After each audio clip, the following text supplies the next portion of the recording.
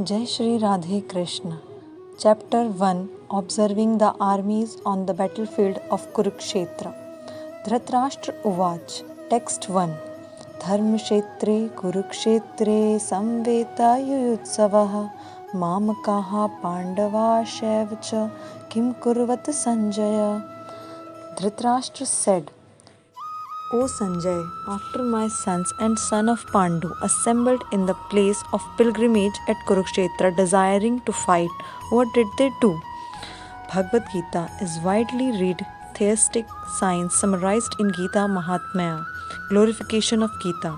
There it says that one should read Bhagavad Gita very scrutinizingly with the help of a person who is devotee of Sri Krishna and try to understand without personally motivated interpretations. The example of clear understanding is there in the Bhagavad Gita itself, in the way the teaching is understood by Arjun, who heard the Gita directly from the Lord. If someone is fortunate enough to understand Bhagavad Gita is that line of discipline succession without motivated interpretation, then he surpasses all the studies of Vedic wisdom and all scriptures of the world. One will find in the Bhagavad Gita all that is contained in other scriptures, but the reader will also find things which are not to be found elsewhere. That is the specific standard of Gita. It is a perfect theistic science because it is directly spoken by the Supreme Personality of Godhead, Lord Shri Krishna. The topics discussed by Dhritarashtra and Sanjay, as described in the Mahabharata, form the basic principle of this great philosophy. It is understood that this philosophy evolved in the battlefield of Kurukshetra, which is a sacred place of pilgrimage from the immemorial time of Vedic age. It was spoken by Lord when he was present personally on this planet for the guidance of mankind. The word Dharm Kshetre, a place where religious rituals are performed, is significant because on the battlefield of Kurukshetra, the Supreme Personality of Godhead was present on the side of Arjuna. Dhritarashtra, the father of Kurus, was highly doubtful about the possibility of his son's ultimate victory. In his doubt, he inquired from his secretary Sanjay, what did they do? He was confident that both his sons and the son of his younger brother Pandu were assembled in that field of Kurukshetra for a determined engagement of war. Still, his inquiry is significant. He did not want a compromise between the cousins and brothers, and he wanted to be sure the fate of his sons on the battlefield. Because the battlefield was arranged to be fought at Kurukshetra, which is mentioned elsewhere in the Vedas as a place of worship, even for denizens of heaven. Dhritarashtra became very fearful about the influence of a holy place on the outcome of the battle. He knew very well that this would be influence Arjuna and the son of Pandu favorably, because by nature they were all virtuous. Sanjay was a student of Vyas, and therefore, by the mercy of Vyas, Sanjay was able to envision the battlefield of Kurukshetra even while he was in the room of Dhritarashtra. And so Dhritarashtra asked him about the situation on the battlefield. Both the Pandavas and the sons of Dhritarashtra belong to the same family, but Dhritarashtra's mind is disclosed herein. He deliberately claimed only by his sons as gurus, and he separated the son of Pandu from the family heritage. One can thus understand the specific position of Dhritarashtra in his relationship with his nephews, the son of Pandavas. As in a paddy field, the unnecessary plants are taken out, so it is expected from the very beginning of these topics that in the religious field of Kurukshetra, where father of religion, Shri Krishna was present, the unwanted plants like Dhritarashtra's son Duryodhan and other would be wiped out, and the thoroughly religious persons, headed by the Yudhishthir, would be established by the Lord. This is the significance of the words Dharm Kshetre and Kurukshetre apart from their historical and Vedic importance. Drishta tu Pandavanikam Vyudhyam Duryodhanastada Acharya Mupangasya Raja Vachanam Bravid.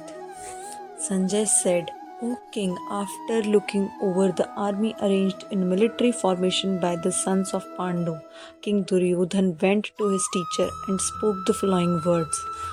Dhritarashtra was blind from birth. Unfortunately, he was also bereft of spiritual vision. He knew very well that his sons were equally blind in the matter of religion, and he was sure that they could never reach an understanding with the Pandavas, who were all pious since birth. Still, he was doubtful about the influence of the place of pilgrimage, and Sanjay could understand his motive in asking about the situation on the battlefield. Sanjay wanted, therefore, to encourage the despondent king and thus assured him that his sons were not going to make any sort of compromise under the influence of the holy place. Sanjay therefore informed the king that his son Duryodhan, after seeing the military force of the Pandavas, at once went to the commander in chief Dronacharya to inform him of the real position. Although Duryodhan is mentioned as the king, he still had to go to the commander on the account of the seriousness of the situation. He was therefore quite fit to be a politician, but Duryodhana's diplomatic veneer could not disguise the fear he felt when he saw the military arrangement of the Pandavas. पश्यतां पाण्डुपुत्राणामाचार्य महतीं चमूं व्युधां द्रुपदपुत्रेण तव शिष्येन धीमता. O my teacher, behold the great army of the sons of Pandu, so expertly arranged by your intelligent discipline, the son Drupad. Duryodhan, a great diplomat, wanted to point out the defects of Dronacharya, the great Brahma commander-in-chief. Dronacharya had some political quarrel with King Drupad, the father of Draupadi, who was Arjuna's wife. As a result of this quarrel, Drupad performed a great sacrifice by which he received the benediction of having a son who would be able to kill Dronacharya. Dronacharya knew this perfectly well, and yet as a liberal Brahmana, he did not hesitate to impart all his military secrets when the son of Drupada, Drishtadumna, was entrusted to him for military education. Now on the battlefield of Kurukshetra, Drishtadumna took the side of Pandavas, and it was he who arranged for their military phalanx. After having learned art from Dronacharya, Duryodhan pointed out his mistake of Dronacharya's so that he might be alert and uncompromising in the fighting. By this, he wanted to point out also that he should not be similarly lenient in the battle against Pandavas, who were also Dronacharya's affectionate students. Arjun, especially, was his most affectionate and brilliant student. Duryodhana also warned that such leniency in the fight would lead to defeat. अत्र शूरा महेशवासा Bhimarjun समायुधि युयुधानो विराटश्च द्रुपदश्च महारथः. Here in this army, a many heroic bowmen equally in fighting to Bhim and Arjun, great fighters like Yudhana, Virat and Drupad. Even though Dhrishtuman was not a very important obstacle in the face of Dronacharya's very great power in the military art, there were many others who were causes of fear. They are mentioned by Duryodhan as great stumbling blocks on the path of victory because each and every one of them was formidable as Bhim and Arjun. He knew that the strength of Bhim and Arjun, thus he compared the others with them. दृष्टकेतुश्चकेतिनः काशीराजश्च वीर्यवान् Purujit कुन्तिभोजश्च शैब्यश्च नरपुङ्गवः. There are also great heroic, powerful fighters like Drishtaketu, Chaketanah, Kashiraja, Purujit, Kuntibhoja and Sabya. Yudhamanyuscha Vikrant Uttamajascha Viryavan Saubhadro Draupadiyascha Sarv Ev Maharatha. There are mighty Yudhamanyu, the very powerful Uttamaju, the son of Subhadra and the son of Draupadi. All these warriors are great chariot fighters. अस्माकं तु विशिष्टा ये तान् त्रिबोधदिजोत्तम नायका मम सैन्यस्य संज्ञार्थं तान् ब्रवीमि ते.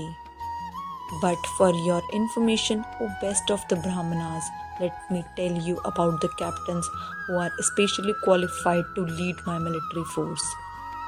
Avnam Bhimascha Karnascha Kripascha Samitim Jayah Ashwatathama Vikarnascha Saumatati Istathevacha. There are personalities like you, Bhishma, Karna, Kripa, Ashwatathama, Vikarna, and the son of Somdatta called Bhurishrava, who are always victorious in the battle. Duryodhan mentions the exceptional heroes in the battle, all of whom are victorious. Vikarna is brother of Duryodhana. Ashwatathama is son of Dronacharya, and Somdatti and Bhurishrava is the son of the king of Pahati class. Karna is half-brother of Arjun, and he was born of Kunti before her marriage with the king Pandu. Kripacharya's twin sister married Dronacharya. Anye cha bahavaha शूरमदर्थे त्यक्तजीविताः नानाशस्त्रप्रहरणाः survey युद्धविशारदाः. There are many other heroes who are prepared to lay down their lives for my sake. All of them are well equipped with different kinds of weapons, and all are experienced in military science. As far as others are concerned, like Jayadratha, Kritavarma, and Salya, all are determined to lay down their lives for Duryodhana's sake. In other words, it is already concluded that all of them would die in the battle of Kurukshetra for joining the party of sinful Duryodhana. Duryodhana was, of course, confident of his victory on account of the above-mentioned combined strength of his friends. Aparyaptam tadasmakam balam bhishmabhirikshitam Paryaptam tvidevmitesham balam bhimabhirikshitam. Our strength is immeasurable. We are perfectly protected by grandfather Bhishma, whereas the strength of the Pandavas, carefully protected by Bhim, is limited. Here, an estimation of comparative strength is made by Duryodhan. He thinks that the strength of his armed forces is immeasurable, being specifically protected by the most experienced general, grandfather Bhishma. On the other hand, the forces of Pandavas are limited, being protected by a less experienced general, Bhim, who is like a fig in the presence of Bhishma. Duryodhan was always envious of Bhim because he knew perfectly well that if he should die at all, he would only be killed by Bhima. But at the same time, he was confident of his victory on the account of presence of Bhishma, who was far superior general. His conclusion that he would come out of the battle victorious was well ascertained. Shri Radhe Krishna. Ayaneshu cha sarveshu yatha bhagam vasthitaha bhishma vabhirakshantu bhavantah sarva evahi. All of you must now give full support to grandfather Bhishma as you stand at your respective strategic points of entrance into the phalanx of the army. Duryodhan, after praising the prowess of Bhishma, further considered that others might think that they had been considered less important. So in his usual diplomatic way, he tried to adjust the situation in the above words. He emphasized that Bhishma Dev was undoubtedly the greatest hero, but he was an old man, so everyone must especially think of his protection from all sides. He might become engaged in the fight, and the enemy might take advantage of his full engagement on the side. Therefore, it was important that other heroes not leave their strategic positions and allow the enemy to break the phalanx. Duryodhan clearly felt that victory of the Kurus depended on the presence of Bhishma Dev. He was confident of the full support of Bhishma Dev and Dronacharya in the battle because he well knew that they did not even speak a word when Arjuna's wife Draupadi, in her helpless condition, had appealed to them for justice while she was being forced to appear naked in the presence of all great generals in the assembly. Although he knew that the two generals had same sort of affection for Pandavas, he hoped that these generals would now completely give it up as they had done during the gambling performances. तस्य संजयन हर्षं कुरुवृद्धः पितामहः सिंहनादं Vindhyachal शङ्खं दद्मो प्रतापवान्. Then Bhishma, the great, valiant, grand desire of Kuru dynasty, the grandfather of the fighters, blew his conch shell very loudly, making a sound like the roar of a lion, giving Duryodhan joy. The grandsire of the Kuru dynasty could understand the inner meaning of the heart of his grandson Duryodhana, and out of his natural compassion for him, he tried to cheer him by blowing his conch shell very loudly, befitting his position as a lion. Indirectly, by the symbolism of the conch shell, he informed his depressed grandson Duryodhan that he had no chance of victory in the battle because the Supreme Lord Krishna was on the other side. But still, it was his duty to conduct the fight, and no pains would be spared in that connection. ततः शङ्खश्च भैर्यश्च पण्वानकगोमुखः सह सेव्यभ्यन्त्यन्त सशब्दस्तु मूलोऽभवत्. After that, conch shell, drums, bugles, trumpets and horns were all suddenly sounded, and the combined sound was tumultuous.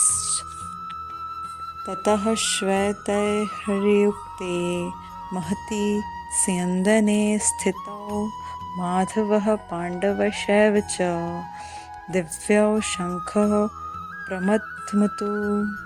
On the other side, both Lord Krishna and Arjun, stationed on a great chariot drawn by white horses, sounded their transcendental conch shell. In contrast with the conch shell blown by Bhishma Dev, the conch shell in the hands of Krishna and Arjuna are described as transcendental.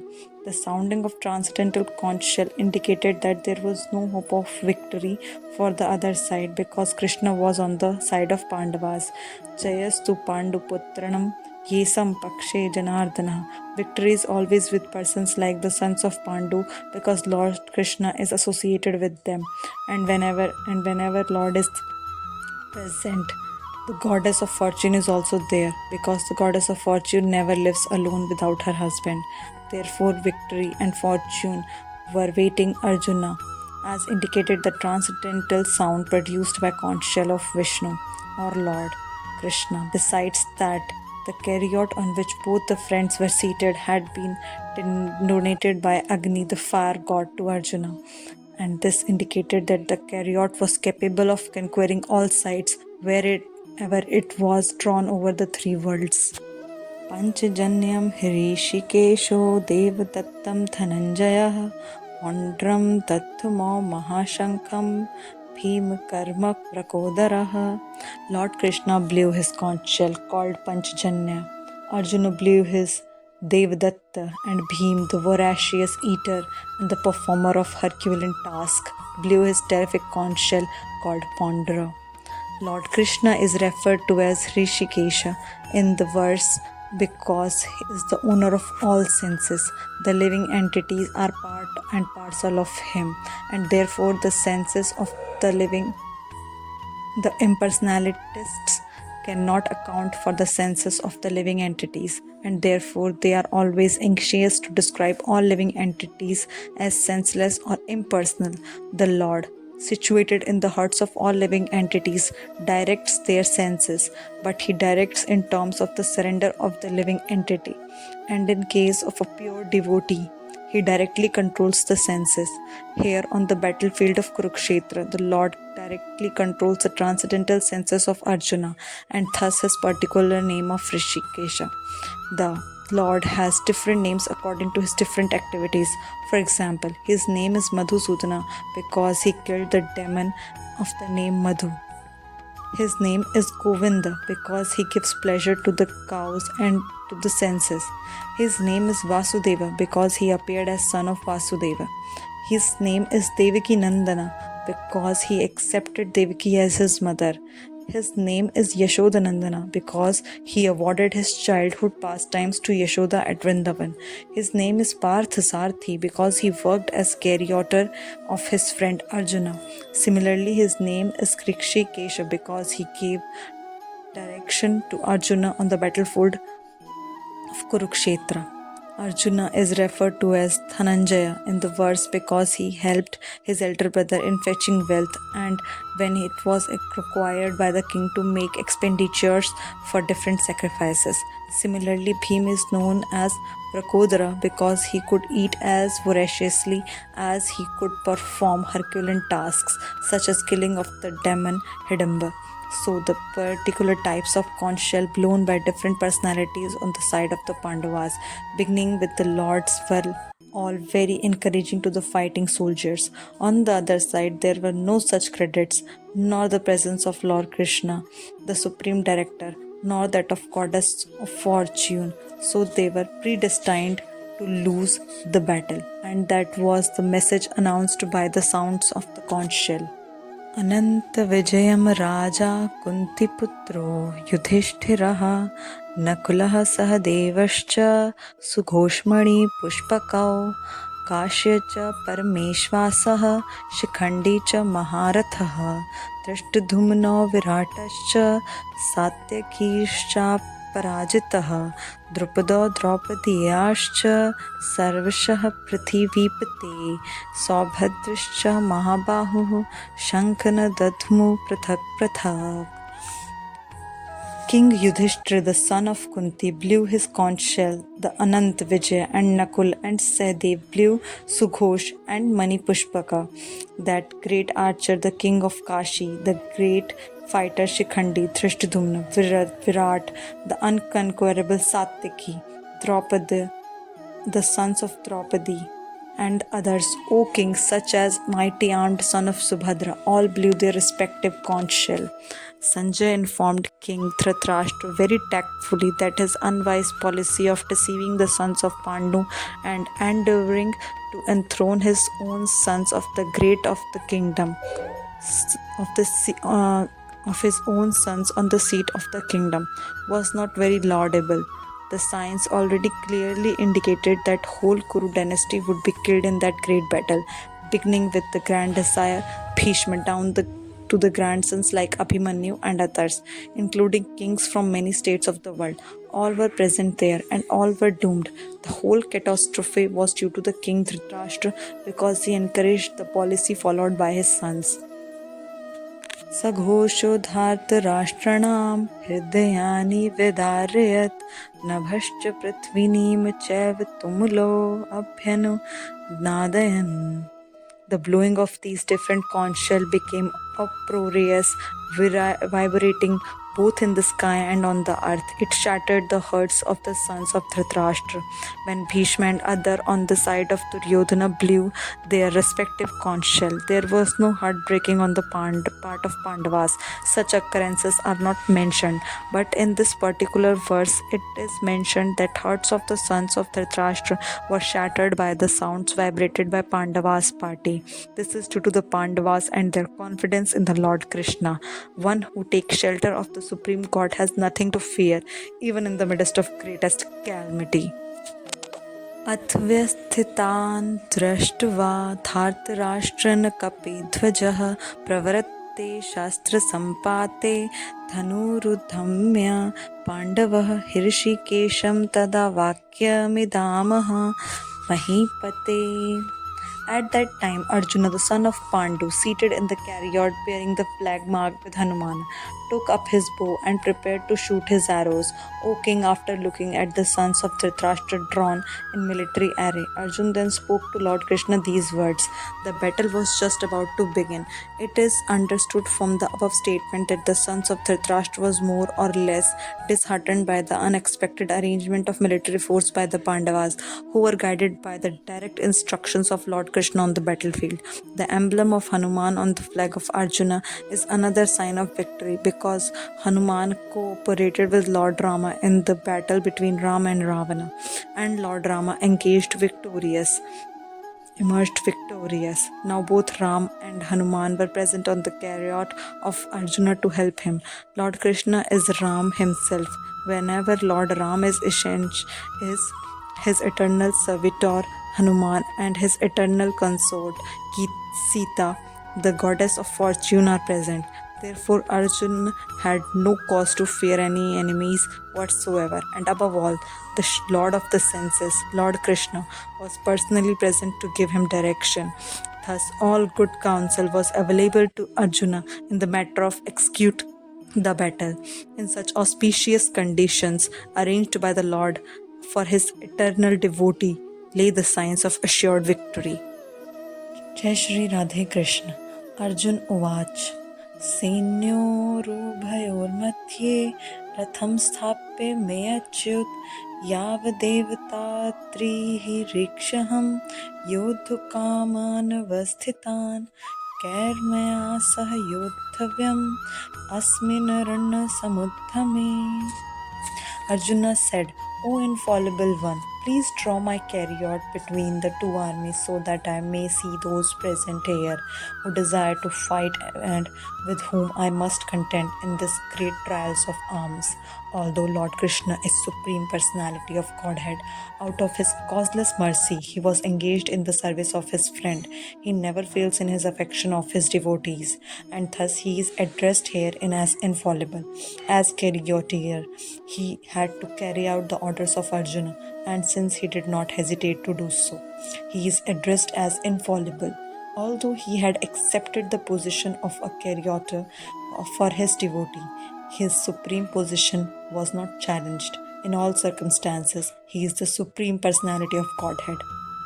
Rishikesha, the Lord of the total senses. The relationship between the Lord and his servitor is very sweet and transcendental. The servitor is always ready to render service to the Lord, and similarly, the Lord is always seeking an opportunity to render some service to the devotee. He takes greater pleasure in his pure devotees assuming the advantageous position of ordering him than he does in being the given of orders. Since he is master, everyone is under his orders and no one is above him to order him. But when he finds that a pure devotee is ordering him, he obtains transcendental pleasure, although he is infallible master in all circumstances. As a pure devotee of the Lord, Arjuna had no desire to fight with his cousins and brothers, but he was forced to come into the battlefield by obstinacy of Duryodhana, who was never agreeable to any peaceful negotiation. Therefore, he was very anxious to see who the leading persons present on the battlefield were. Although there were no question of peacemaking underwear on the battlefield, he wanted to see them again and to see how much they were bent upon demanding an unwanted war. जय श्री राधे कृष्ण युत्स्यमानान् वेक्ष्यहं य एते अत्र समागताः धार्तराष्ट्रस्य दुर्बुद्धेर्य युद्धे प्रियचिकीर्षवः. Let me see those who have come here to fight, wishing to please the evil-minded son of Dhritarashtra. It was an open secret that Duryodhana wanted to usurp the kingdom of Pandavas by evil plans in collaboration with his father Dhritarashtra. Therefore, all the persons who had joined the side of Duryodhana must have been birds of some feather. Arjun wanted to see them on the battlefield before the fight was begun, just to learn who they were, but he had no intention of proposing peace negotiations with them.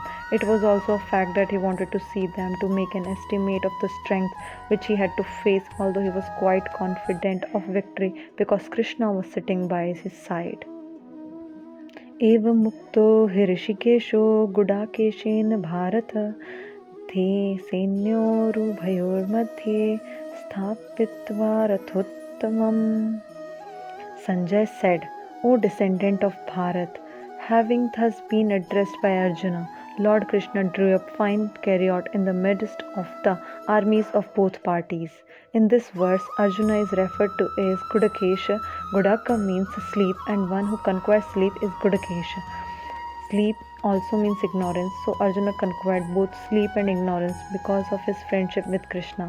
As a great devotee of Krishna, he could not forget Krishna even for a moment, because that is the nature of a devotee.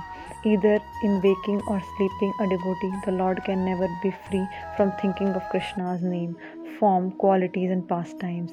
Thus, a devotee of Krishna can conquer both sleep and ignorance by simply thinking of Krishna constantly. This is called Krishna's consciousness or samadhi. As Hirishikesha, or the director of all the senses and mind of every living entity, Krishna could understand Arjuna's purpose in placing the chariot in the midst of the armies. Thus he did so and spoke as follows. Bhishma Drona प्रमुखतः सर्वेषां च महीक्षितान् उवाच पार्थ पश्यतान् संवेदना कुरुनिति. In the presence of Bhishma, Drona, and all other chieftains of the world, the Lord said, "Just behold, Parth, all the Kurus assembled here." As the super soul of all living entities, Lord Krishna could understand what was going in the mind of Arjuna. The use of word Hirshikesha in this connection indicates that he knew everything, and the word Parth or son of Kunti, Parth, is also similarly significant in reference to Arjuna. As a friend, he wanted to inform Arjuna that because Arjuna was the son of Parth, sister of his own father Vasudev, he had agreed to be the carrier of Arjuna. Now, what did Krishna mean when he told Arjuna to behold the Kurus? Did Arjuna wanted to stop there and not fight? Krishna never expected such things from the son of his aunt Parth. The mind of Arjuna was thus predicted by the Lord in friendly joking. तत्र पश्यास्थितान् पार्थः पितृनाथ पितामहान् आचार्यन् मातुलान् भ्रातृपुत्रान् पुत्रान् सखीस्तथा वशुरान् सुहृदैवशैव च सैन्योरुभयोरपि. There Arjuna could see within the midst of the armies of both parties his fathers, grandfathers, teachers, and maternal uncles, both sons and grandsons, friends, and also his fathers-in-law and well-wishers. On the battlefield of Arjuna could all see relatives. He could see persons like Bhurishava, who were his father's contemporaries, grandfather Bhishma, and Somdatta, teachers like Dronacharya and Kripacharya, maternal uncles like Shalya and Shakuni, brother like Duryodhana, sons like Lakshmana, friends like Ashwatthama, well-wishers like Kavartama, etc. He could also see the armies which contained many of his friends. तान् समीक्ष्य स कौन्तेय सर्वान् बन्धुवस्थितान् कृपया पर्याविशिष्टो विषेदनिन्दं ब्रवीत्. When the son of Kunti saw all these grades of friends and relatives, he became overwhelmed with compassion and spoke thus. Shri Radhe Krishna Arjun Avach Drashtudumna Swajanam Krishna Yuyutsum Samupasthitam Sidanti Mamam Gatrani Mukham Cha Parishushyati. Arjun said, "My dear Krishna, seeing my friends and relatives present before me in a fighting spirit, I feel the limbs of my body quivering and my mouth drying. Any man who has genuine devotion to the Lord has all the good qualities which are found in godly persons or in the demigods, whereas the non-devotee, however advanced he may be in material qualifications, by education and culture, lacks in good qualities." As such, Arjuna, just after seeing his kinsmen, friends, and relatives on the battlefield, was at once overwhelmed by the compassion for them who had so decided to fight amongst themselves. As far as his soldiers were concerned, he was sympathetic from the beginning, but he felt compassion even for the soldiers of the opposite party, foreseeing their imminent death, and while he was so thinking, the limbs of his body began to quiver and his mouth became dry. He was more or less astonished to see their fighting spirit. Practically the whole community, all blood relatives of Arjuna, had come to fight with him. This overwhelmed a kind of devotee like Arjuna. Although it is not mentioned here, still one can easily imagine that not only were Arjuna's body's limbs were quivering and his mouth drying up, but he was also crying out of compassion. Such symptoms in Arjuna were not due to weakness, but due to his soft-heartedness, a characteristic of pure devotee of the Lord. It said, therefore, यस् यस्ति भक्तिर्भगवते यकिंचन सर्वैर्गुणैः तत्र समस्ते सुरहरप् अभ्यस्त्यस्य कुतो महद्गुणा मनोरहतेन सति धावतो बहिः.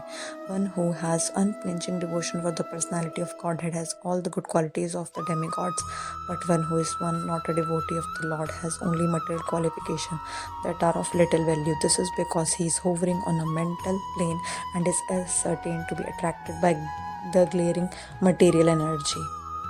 राधे कृष्ण वेपथुश्च शरीरे मे रोमहर्ष च जायते गाण्डीवस्त्रं सते हस्तात्ववक्त चैव परिधायते. My whole body is trembling, my hair is standing on the end, my bow gandiv is slipping from my hand, and my skin is burning. There are kinds of trembling of the body and the two kinds of standings of the hair on end. Such phenomena occur either in great spiritual ecstasy or out of great fear under material conditions. There is no fear in transcendental realization. Arjuna's symptoms in this situation are out of material fear, namely loss of life. This is evident from other symptoms also. He became so impatient that his famous bow, Kandi, was slipping from his hands, and because his heart was burning with him, he was feeling a burning sensation of the skin. All these are due to the material conception of life. न च शङ्क्रोम्यवस्थातुं भ्रमतीव च मे मनः निमित्तानि च पश्यामि विपरीतानि Keshav. I am unable to stand here any longer. I am forgetting myself and my mind is reeling. I see only cause of misfortune, O Krishna, killer of Keshi demon. Due to his impatience, Arjuna was unable to stay on the battlefield and he was forgetting himself on the account of this weakness of his mind. Excessive attachment for material things put a man in such a bewildering condition of his existence. Bhayamam dvityabham niveshtaha satyat. Such fearfulness and loss of mental equilibrium take place in persons who are too affected by material conditions. Arjun envisioned only painful reverses in the battlefield. He would not be happy even by gaining victory over the foe. The words Nimittani, Vipritani are significant. When a man sees only frustration in his expectations, he thinks, why am I here? Everyone is interested in himself and his own welfare. No one is interested in Supreme Self. Arjuna is showing ignorance of his real self interest by Krishna's will. One's real self interest lies in Vishnu or Krishna. The conditioned soul forgets this and therefore suffer material pains. Arjun thought that his victory in the battle would only be a cause of lamentation for him. न च श्रियो अपनुष्यामि हत्वा स्वजन्माहवे न काण्डे इक्षविजयं कृष्ण न च राज्यं सुखानि च. I do not see how any good can come from killing my own kinsmen in this battle, nor can I, my dear Krishna, desire any subsequent victory, kingdom, or happiness. Without knowing the self interest in Vishnu or Krishna, conditioned souls are attracted by bodily relationships, hoping to be happy in such situations. In such a blind conception of life, they forget even the cause of material happiness. Arjun appears to have even forgotten the moral codes of Kshatriya. It is said that two kinds of men, namely the Kshatriya, dies indirectly in front of the battlefield under Krishna's personal orders, and person on the renounced order of life who is absolutely devoted to the spiritual culture are eligible to enter into the sun globe, and which is so powerful and dazzling. Arjuna is reluctant even to kill his enemies, let alone his relatives. He thinks that by killing his kinsmen there would be no happiness in his life, and therefore he is not willing to fight, just as a person who does not feel hunger is not inclined to cook. He has now decided to go into the forest and live a secluded life in frustration. But as Kshatriya, he requires a kingdom for his subsistence because Kshatriyas cannot engage themselves in any other occupation. But Arjuna has no kingdom. Arjuna's soul's opportunity for gaining a kingdom lies in fighting with his cousins and brothers and reclaiming the kingdom inherited from his father, which he does not like to do. Therefore, he considers himself fit to go to the forest to live a secluded life of frustration. किं no राजीन Govind किं भोगैर जीवितेन वा येषामर्थे काङ्क्षितं न राज्यं भोगाः सुखानि च त इमेव स्थिता युद्धे प्राणां त्यक्त्वा धनानि च आचार्याः पितराः पुत्रास्तथैव च पितामहाः मातुलाः शुश्राः पौत्राः श्यालाः सम्बन्धिनस्तथा एतान् हन्तुमिच्छामि क्रतोऽपि मधुसूदन अपि त्रैलोक्यराज्यस्य हेतुः किं नु मही कते निहत्य धृतराष्ट्राः का प्रीतिः स्यान् जनार्दनाः. O Govind, of what avail to us as a kingdom, happiness, or even life itself when all those for whom we may desire them are now arrayed on this battlefield? O Madhusudana, when teachers, fathers, sons, and grandfathers, maternal uncles, father-in-law and grandsons, brothers-in-law, and other relatives are ready to give up their lives and properties are standing before me, why should I wish to kill them, even though they might otherwise kill me? O maintainer of living entities, I am not prepared to fight with them even in exchange for 3 worlds, let alone this earth. What pleasure will we derive from killing the sons of Dhritarashtra? I do not see any good come from killing my own kinsmen in this battle, nor Arjuna has addressed Lord Krishna as Govinda because Krishna is the object of all pleasures for cows and the senses. But by using these significant words, Arjuna indicates that Krishna should understand what will satisfy Arjuna's senses. But Govinda is not meant for satisfying our senses. If we try to satisfy the senses of Govinda, however, then automatically our own senses are satisfied. Materially, everyone wants to satisfy his senses and he wants God to be the order of supplier for such satisfaction. The Lord will satisfy the senses of the living entities as much as they deserve, but not to the extent that they may covet. But when one takes the opposite way, namely when one tries to satisfy the senses of Govinda without desiring to satisfy one's own senses, then by the grace of Govinda all desires of the living entities are satisfied. Arjuna's deep affection for community and family members is exhibited here, partly due to his natural compassion for them.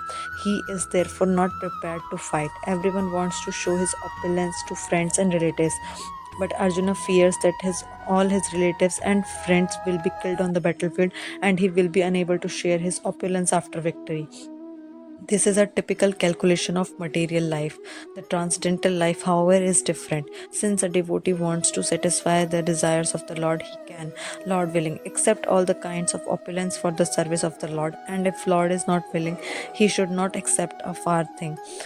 Arjun did not want to kill his relatives, and if there were any need to kill them, he desired that Krishna will kill them personally.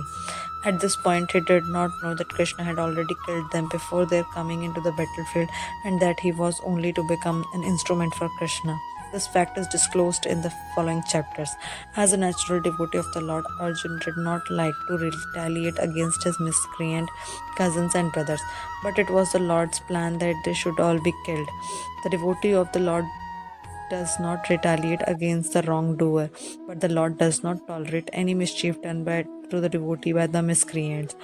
The Lord can excuse a person on his own account, but he excuses no one who has done harm to his devotees. Therefore, the Lord was determined to kill the miscreants, although Arjuna wanted to excuse them. Upamevashradiyedasman havetvetaananatataiinah tasmat naharya vayam hantum dhartarashtran sambandhavan swajanam hi katham hatva sukhinah syam madhava. Sins will overcome if we slay such aggressors. Therefore, it is not proper for us to kill the sons of Dhritarashtra and our friends. What should we gain, O Krishna, husband of goddess of fortune? And how could we happy by killing our own kinsman? According to Vedic injunctions, there are 6 kinds of aggressor: a poison giver, one who sets fire to the house, one who attacks with deadly weapons, one who plunders riches, one who occupies another's land, and one who kidnaps a wife. Such aggressors are ones to be killed, and no sin is incurred by killing such aggressors. Such killing of aggressors is quite befitting any ordinary man, but Arjuna was not an ordinary person. He was a saintly by character, and therefore he wanted to deal with them in saintliness. This kind of saintliness, however, is not for a Kshatriya. Although a responsible man in the administration of state is required to be saintly, he should not be cowardly. For example, Lord Rama was so saintly that people even now are anxious to live in the kingdom of Lord Ram.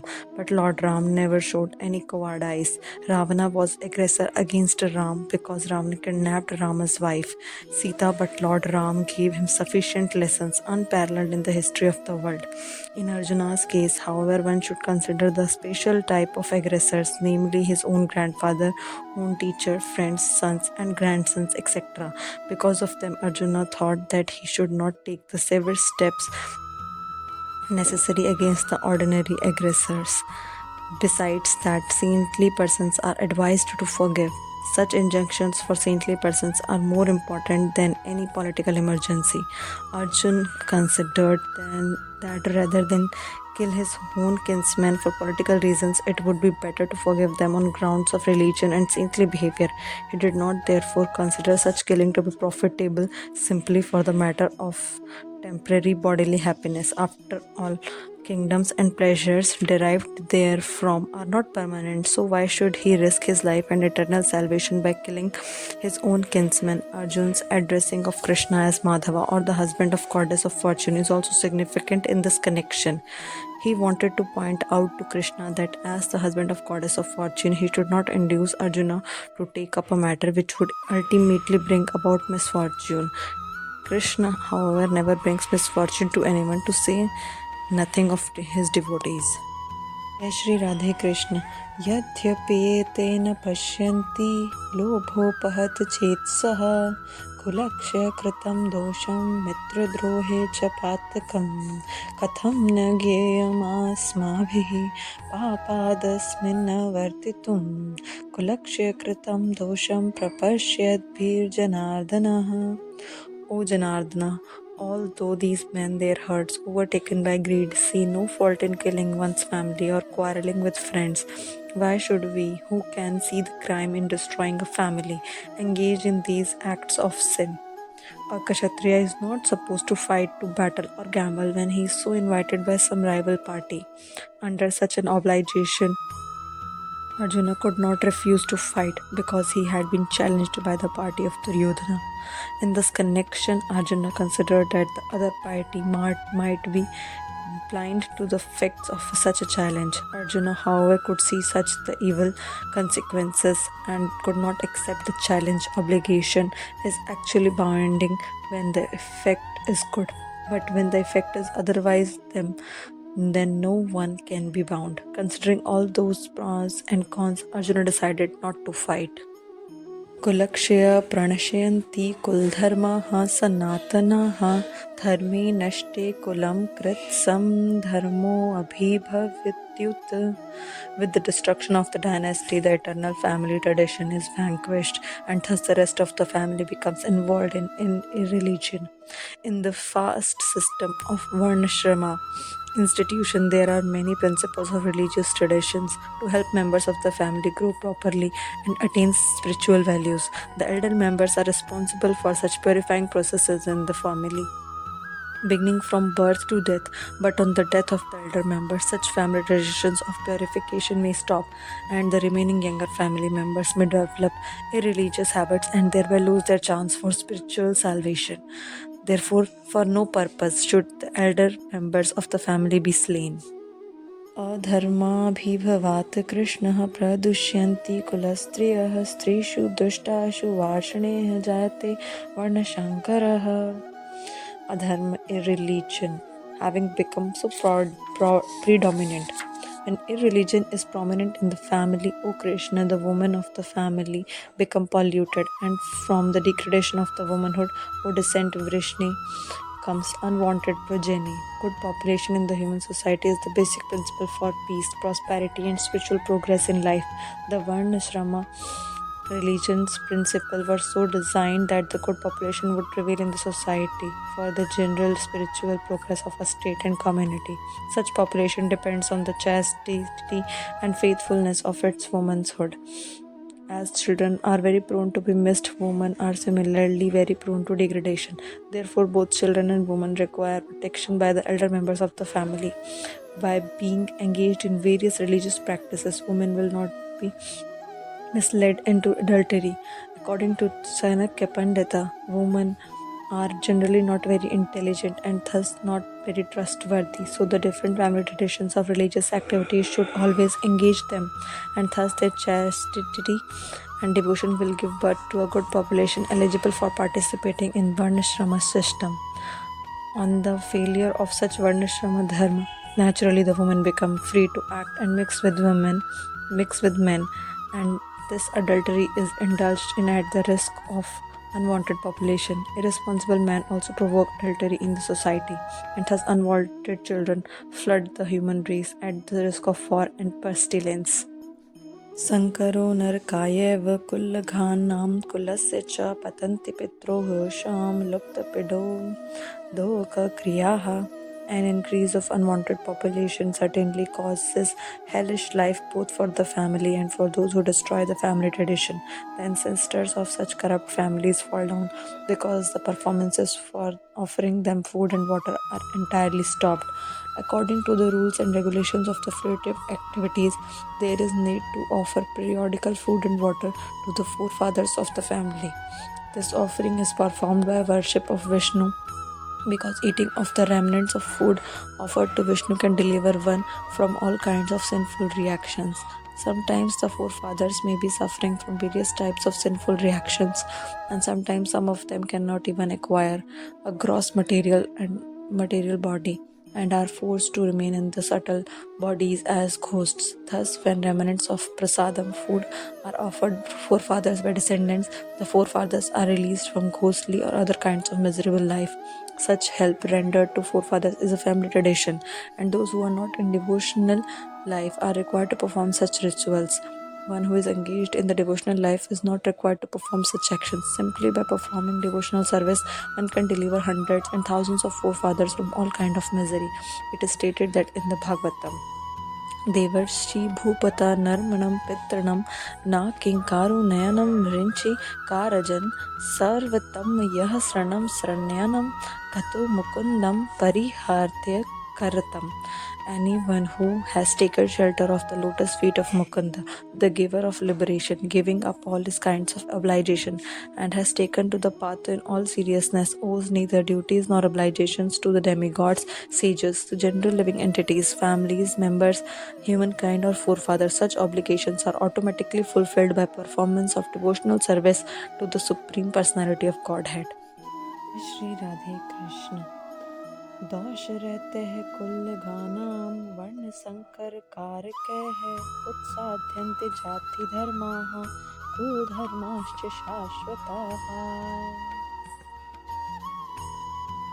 By the evil deeds of those who destroy the family tradition and thus give rise to unwanted children, all kinds of community projects and family welfare activities are devastated. Community projects for the four orders of human society combined with the family welfare activities are set forth by the institution of Sanatan Dharma or Vanshana Dharma, are designed to enable the human being to attain his ultimate salvation. Therefore, to the breaking of Sanatan Dharma tradition by irresponsible leaders of society brings about chaos in that society, and consequently people forget the aim of life, Vishnu. Such leaders are called blind, and persons who follow such leaders are sure to be led into the chaos. उत्सन्न कुल धर्माणाम मनुष्याणाम जनार्दना नरके नियतम वासो भवतीयत अंतु श्रुषमा. O Krishna, maintainer of the people, I have heard by the disciplic succession that those whose family traditions are destroyed dwell always in hell. Arjun bases his argument not his own personal experience but on what he has heard from authorities. That is the way of receiving of real knowledge. One cannot reach the real point of factual knowledge without being helped by the right person who is already established in that knowledge. There is a system in the Varnashrama institution by which before death one has to undergo the process of atonement for his sinful activities. One who is always engaged in sinful activities must utilize the process of atonement called Prashchita. Without doing so, one surely will be transferred to hellish planets to undergo miserable lives as the result of sinful activities.